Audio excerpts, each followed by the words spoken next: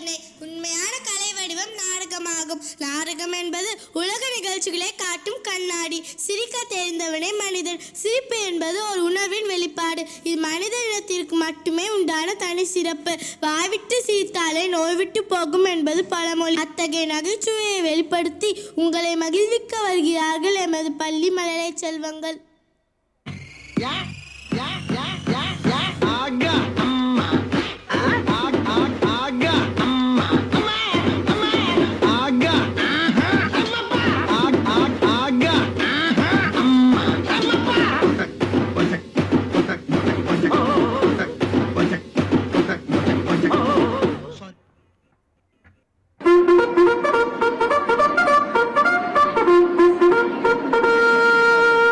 ராஜாதிராஜர், ராஜகம்பீரர், ராஜமாத்தாண்டர், ராஜகுல திலகர் ஆர்டிஎன்எஸ் பள்ளியில் ஹரிஷ் 6ஆம் வகுப்பு படிக்கிற மாதிரி நடிக்கின்ற நம் அரசர் வரார் வரார் வரார். சீக்கிரமா வாடா, எவ்வளோ நேரம் கத்துறது?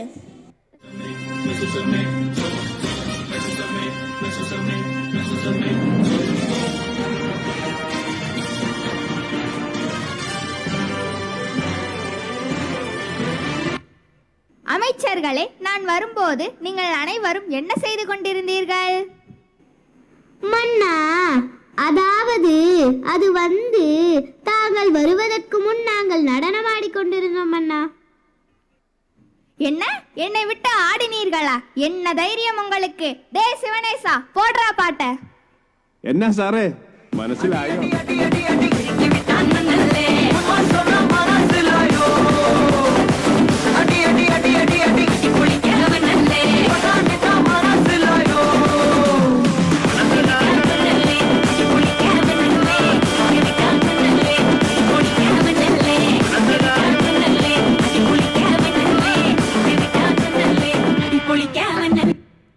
அமைச்சரே, இன்று நம் நாட்டில் ஏதாவது செய்தி உள்ளதா?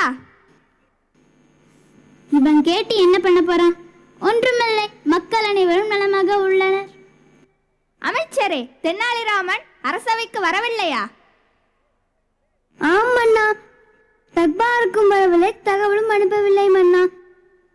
என்ன தைரியம் இந்த தென்னாலிராமனுக்கு இன்னும் வரவில்லையா?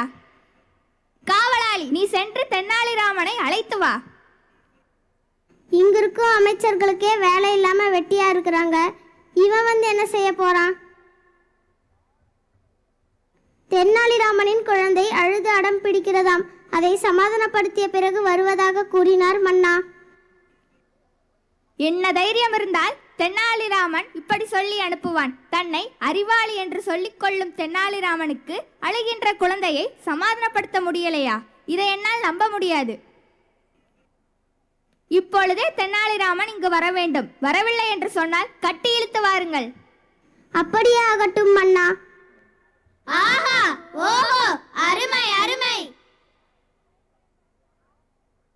மன்னா மன்னா, என்னை மன்னித்து விடுங்கள் பிரபு. என்னுடைய 3 வயது குழந்தை காலையிலிருந்து அழுது கொண்டிருக்க அதை என்னால் சமாதானப்படுத்த முடியவில்லை. அதனால் தான் என்னால் குறித்த நேரத்திற்குள் அரசவைக்கு வர முடியவில்லை. உன்னால் ஒரு குழந்தையை சமாதானப்படுத்த முடியவில்லையா? உண்மையை சொல் தென்னாலிராமா, மன்னரிடமே பொய் சொல்கிறாயா? நான் நடந்ததை சொல்கிறேன், கேளுங்கள். காலையில் எழுந்தவுடன் என் குழந்தை கரும்பு கேட்டது. நானும் வாங்கி தந்தேன். அதை பிழிந்து சாறு தரும்படி கேட்டது. நானும் அவ்வாறே செய்து ஒரு கோப்பையில் ஊற்றி கொடுத்தேன். உடனே கோப்பையில் இருந்த கரும்பு சாற்றை தரையில் கொட்டிவிட்டு தரையில் ஓடும் சாற்றை மீண்டும் கோப்பையில் எடுத்து தர சொல்லி பிடிவாதம் செய்தது. அது என்னால் எப்படி முடியும்? அது முடியாத காரியம் என்று சொன்னாலும் கேட்கவில்லை. அதனால்தான் எனக்கு தாமதமாகிவிட்டது. ஒரு குழந்தையை சமாதானப்படுத்த தெரியாத உன்னை அரசவை புலவர் என்று சொல்வதற்கே வெட்கமாக உள்ளது. உலகிலேயே கடினமான செயல் என்றால் அழுகின்ற குழந்தையை சமாதானப்படுத்துவது மட்டுமே. நீங்கள் எப்பொழுதாவது அழுகும் குழந்தையை சமாதானப்படுத்தியுள்ளீர்களா? மன்னரிடமே கேள்வி கேட்கிறாயா? என்ன ஒரு ஆணவம் உனக்கு? சரி மன்னா, நான் குழந்தையாக மாறி அழுகிறேன். என்னை சிரிக்க வையுங்கள், பார்க்கலாம். எனக்கே சவாலா? பார்க்கலாம். ஆஹா, ஓஹோ, அருமை அருமை.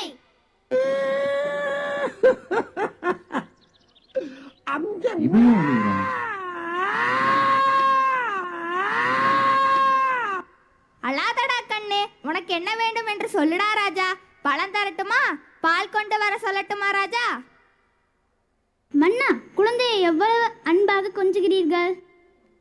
ஆஹா, ஓஹோ, அருமை அருமை. எனக்கு இது வேண்டாம். அழாதடா சமத்துக்குட்டி, வேற என்ன வேணும் உனக்கு? எனக்கு ஒரு பானை வேண்டும், கொண்டு வாருங்கள். பானை தானே, கொண்டு வர சொல்கிறேன். காவலாளி, சென்று ஒரு பானையை கொண்டு வா. அப்படியே ஆகட்டும் மன்னா. பானையை வைத்து விளையாடப் போகிறாயா? இல்லை மன்னா, பானைக்குள் இந்த அமைச்சரை போக சொல்லுங்கள். இந்த பானைக்குள் நானா எப்படி போக முடியும்? என்னால் முடியாது, என்னால் முடியாது மன்னா. இல்லை, நீ போகத்தான் வேண்டும். மன்னா, என்னை காப்பாற்றுங்கள். அது எப்படி போக முடியும்? ஆஹா, ஓஹோ, அருமை அருமை. அட நிறுத்துங்கடா அள்ள கைகளா. ஏன் சத்தமாக அழுகிறாய்? பானைக்குள் போக முடியாது, வேறு என்ன வேண்டும்?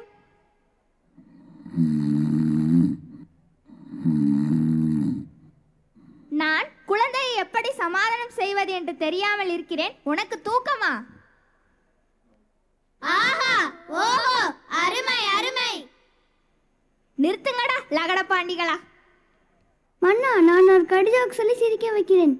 குழந்தாய், எலிக்கு பிடிக்காத படிப்பு எது? அது போய் எலிக்கிட்ட கேளுங்கடா. நான் அழுகும் குழந்தையை சிரிக்க வைக்கிறேன், பாருங்கள். அங்கே பார், ஒரு காகம் பறக்கிறது. போடா லூசு, காகம்னா பறக்க தான் செய்யும். மன்னா, நான் முயற்சி செய்கிறேன். குழந்தாய், எப்பப்பெல்லாம் உனக்கு பள்ளிக்கூடம் லீவ் விடுவாங்க? அடே முட்டாள் அமைச்சரே, அங்க உட்கார்ந்து இருக்கிறாங்களே பிரின்சிபல், அவங்க கிட்ட போய் கேளுங்க. நான் அழுகையை நிறுத்துகிறேன் மன்னா. குழந்தாய், நான் உனக்கு நீச்சல் கத்து தரட்டுமா? தரையில எப்படிடா நீச்சல் அடிக்க முடியும் முட்டாள் அமைச்சரே? நான் பொம்மை தரட்டுமா? நீ வைத்து விளையாடுகிறாயா? போடா முட்டாள் அமைச்சரே, நான் சிரிக்க மாட்டேன். உனக்கு வேறு என்ன வேண்டும்? நான் உனக்கு பாட்டு பாடட்டுமா?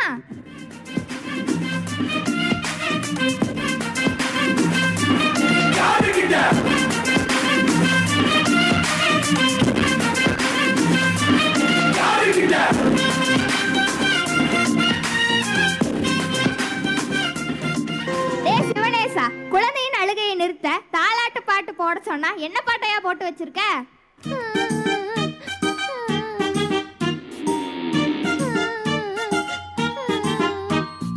உருளைக்கிழங்கு செல்ல குட்டி எங்க போச்சு? கத்திரிக்காய் கூடையில தூங்க போச்சு. கத்திரிக்காய் எட்டி உதகி அழுதுருச்சு. அம்மா வந்து கொஞ்சினதோ சிரிச்சிடுச்சு.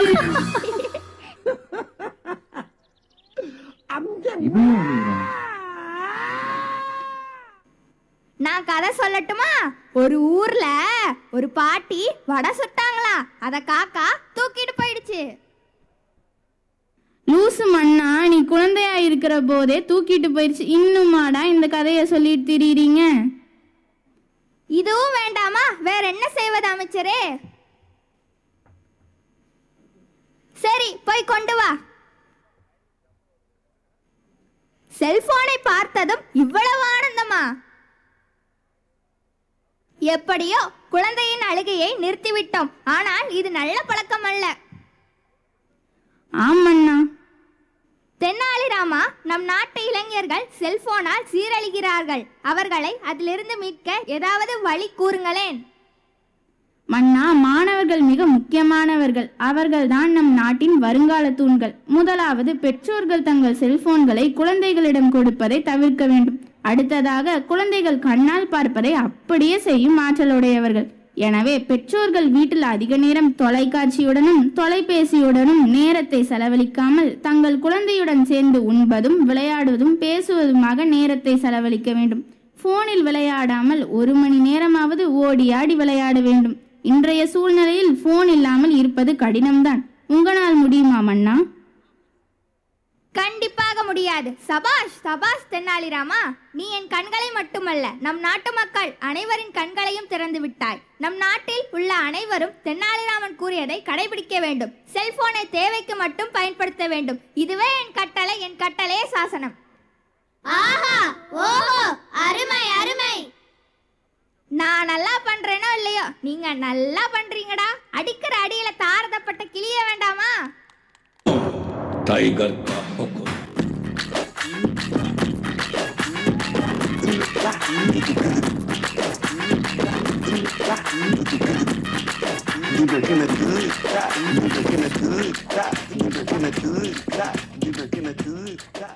पर्दा